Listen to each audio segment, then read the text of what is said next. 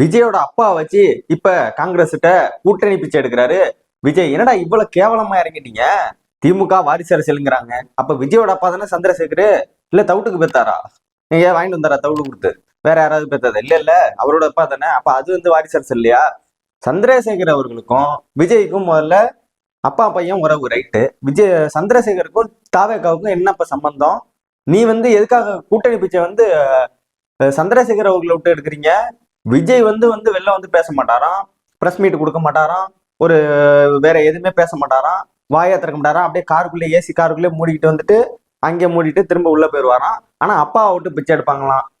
சந்திரசேகர் ஐயாட்ட நாங்க ஒரே ஒரு கோரிக்கை வச்சுக்கிறோம். முதல்ல தளபதி அவர்களே, உங்களோட இளைய தளபதிய முதல்ல வெளில பேச சொல்லுங்க. அதுக்கப்புறம் நீங்களாம் பிரஸ் மீட் கொடுக்கலாம். இதுல திமுக வாரிசு அரசியலுங்கிறாங்க, இப்ப விஜயோட அப்பா விட்டு பேச சொல்றாங்க. யார்கிட்டடா பேசுறாங்க கூட்டணிக்குன்னு பார்த்தா காங்கிரஸ்ட. அப்ப காங்கிரஸ் வாரிசு அரசு இல்லையா? அப்படிலாம் கிடையாதுப்பா. முதல்ல அவனுக்கு தெம்பு திராணி இருந்தா அவன் எவன் வேணாலும் மேல வரலாம். முடிஞ்சா மேல வந்து காட்டுங்க. அதுக்கப்புறம் நீ வாரிசு அரசியல் வச்சுக்க, இல்ல வாக்காளர் அரசியல் பண்ணி எது வேணாலும் பண்ணிட்டு போ. அது அவங்களோட தனிப்பட்ட விருப்பம். உடனே திமுக தான் வாரிசு அரசியல். அப்ப காங்கிரஸ் கூட்டணி பேச்சு பேசுற? இப்ப வரமாட்டாங்கன்னு அவங்கள்ட்ட லைட்டா ஒரு கொக்கி இப்படி போட்டு இழுத்து பார்ப்போம்னு நான் என்ன சொல்றேன், எழுதி வச்சுங்க.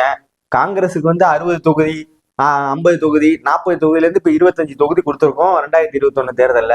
அந்த 25 தொகுதியை காப்பாத்திக்கணும்னா திமுக கூட்டணியில இருங்க. இல்ல ஒரு தொகுதிக்கு நம்ம போகணும். 25ல இருந்து அடுத்த தேர்தலுக்கு 2031 தேர்தலுக்குள்ள நம்ம ஒரு தொகுதி வாங்குற அளவுக்கு நம்ம நிலைமை போகணும்னா தாராளமா தாவேக்காவோட கூட்டணி வச்சுங்க. எங்களுக்கு எதை பத்தியும் பிரச்சனை கிடையாது.